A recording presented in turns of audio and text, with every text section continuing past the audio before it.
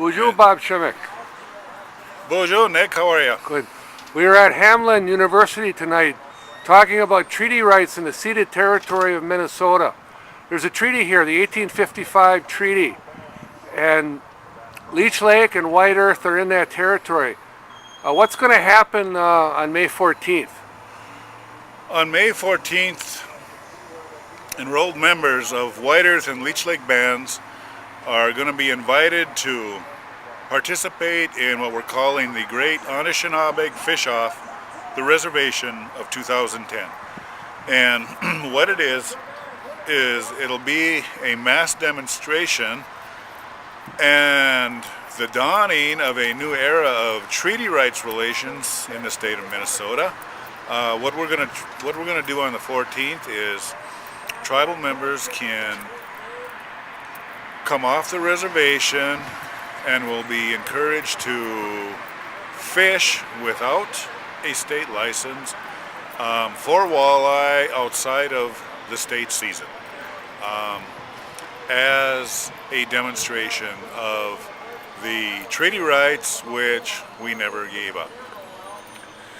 You were mentioning earlier that Anishinaabeg are being harassed by the state of Minnesota for exercising these hunting, fishing, and gathering rights. Tell us more.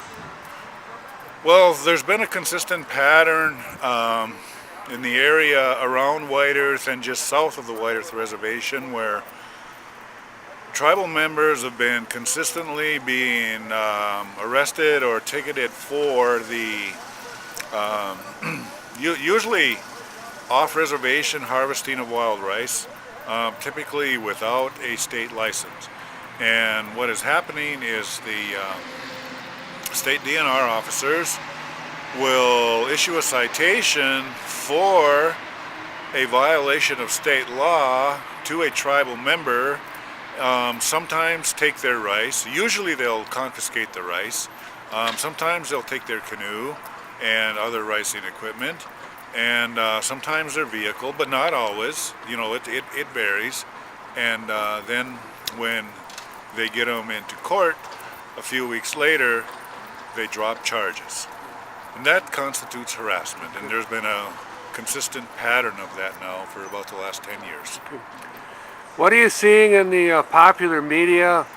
We experienced trouble in Wisconsin when the Anishinaabe exercised their rights in the 80s. What are you seeing in Minnesota?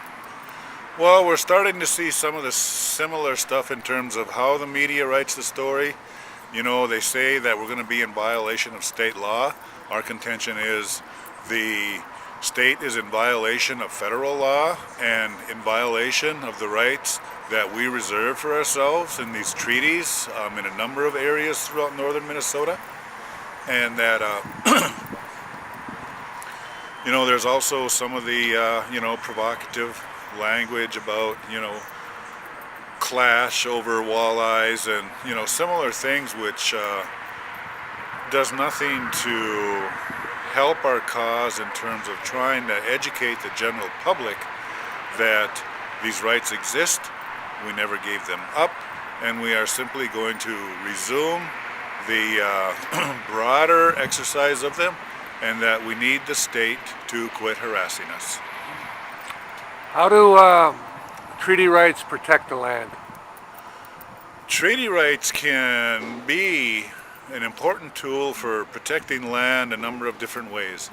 In the Pacific Northwest, treaties were the vehicle by which you know, numerous toxic and polluting industries that were poisoning fish, poisoning the rivers, were forced to close. Over here, closer to home, Glyphwick has been doing a significant amount of work with mercury levels in the fish, and you know, advising tribal members on fish consumption and which are the hotter lakes and which ones are safer. So you know, it works that way to the benefit of all. You know, the work that the tribes have done in those respects has helped all people, not just tribal members. Miigwech, Bob. Miigwech, Nick. This is Nick Vanderpump and Bob Shimek for IndianCountryTV.com.